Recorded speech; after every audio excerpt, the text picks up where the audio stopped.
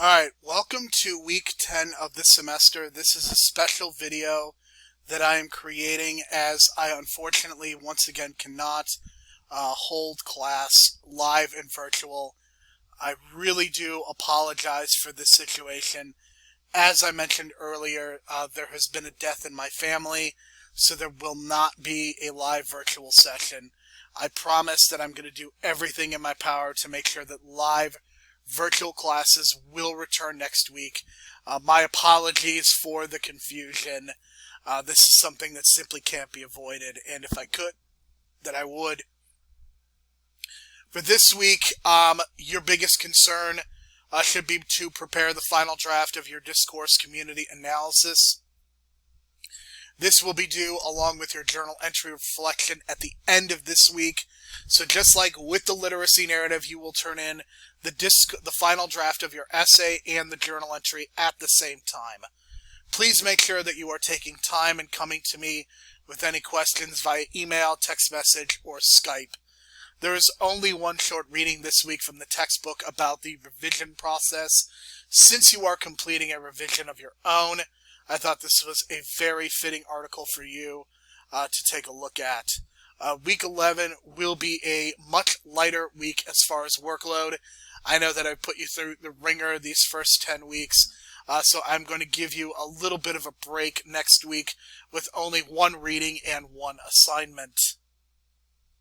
So what should you be doing this week? And a lot of this depends on how well you did on the first draft. I think there are some students, quite frankly, that could turn their paper in with a minimum amount of revisions and do very, very well. There were a number of students who received 100% on their first drafts. There were some 95, some 90%. Then again, there are some students that are really struggling with this, and it really runs the gambit. So how seriously you take this week is going to depend on your individual situation.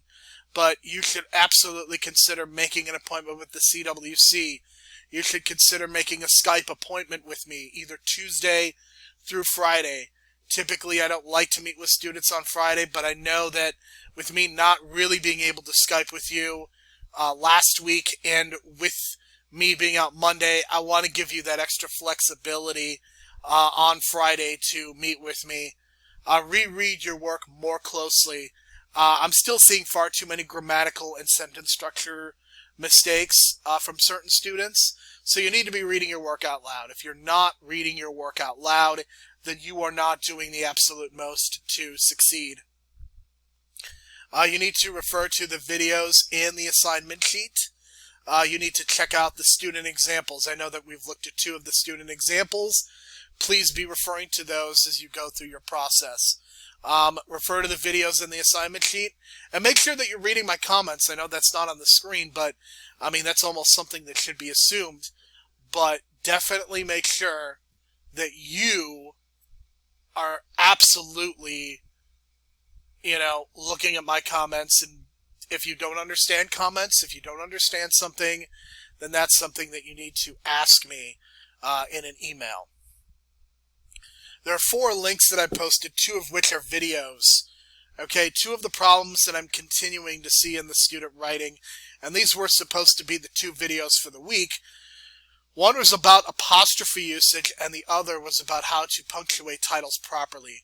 Please make sure that you watch these 2 videos, especially the apostrophe one.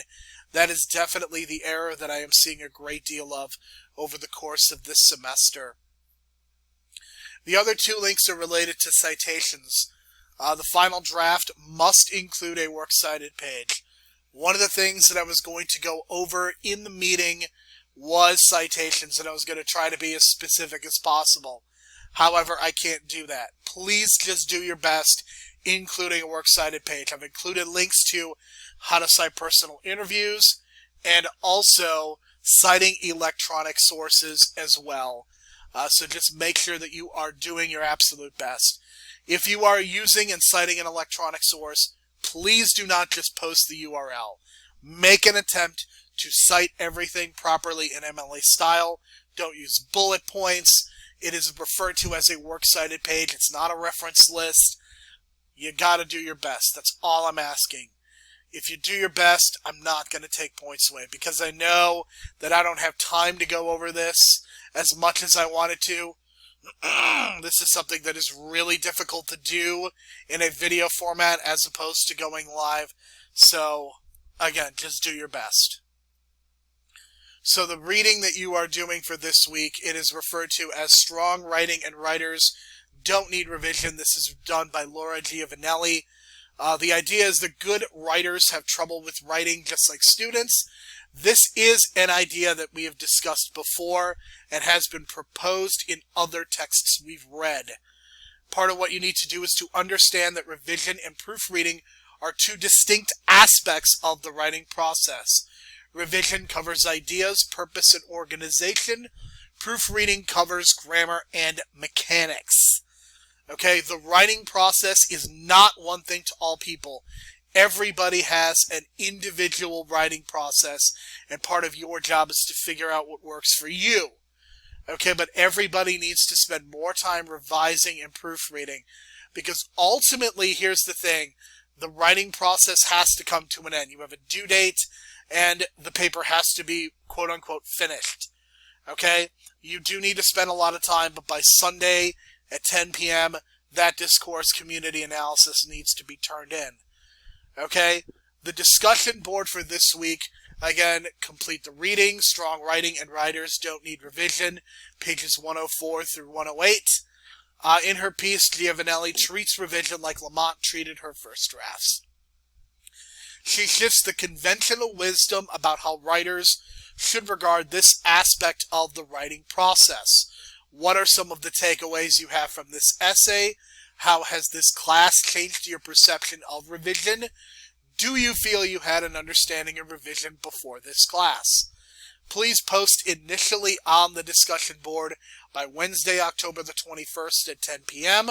The 2 peer responses should be posted by Sunday, October the 25th at 10 p.m. So that is the discussion board for this week. The journal entry, note the due date. It is Sunday, October the 25th at 10 p.m. It is the same time as you are turning in the essay. Okay? Just as you did with the literacy narrative, you will complete a reflective journal entry on the discourse community essay. Please try to have this be about a page long and an essay format. Okay? You are going to answer the 8 questions that you see in front of you. Do your best. Don't just use one word or one sentence. Try to at least answer all of the questions in a couple of sentences. Okay? That's what is most important to me as we begin to transition to the autoethnography. The final draft of the discourse community analysis, it will be due in the Dropbox by Sunday, October the 25th at 10 p.m. If there is going to be an issue turning the final draft in on time, be in touch with me as soon as possible. Okay, there will not be a quiz or anything else to complete before being able to turn the essay in on time. I'm not going to do that for the final draft because it is worth 20% of your overall grade. Next week, week 11, there will be an opportunity for makeups. Okay, there will be an opportunity for makeups next week. Okay, that is really all I have to say about this week. Again, I want to really apologize for not being able to have a live class session this week. It's something I really wanted to do because I know that these final drafts are going to be difficult and I wanted to be able to answer questions, but please be in touch with me if you are having trouble via text message, via email, via Skype. I will find ways to meet with you Tuesday through Friday of next week. So that is really all that I have, and that is kind of the summary for the week. So thank you for your attention, and good luck.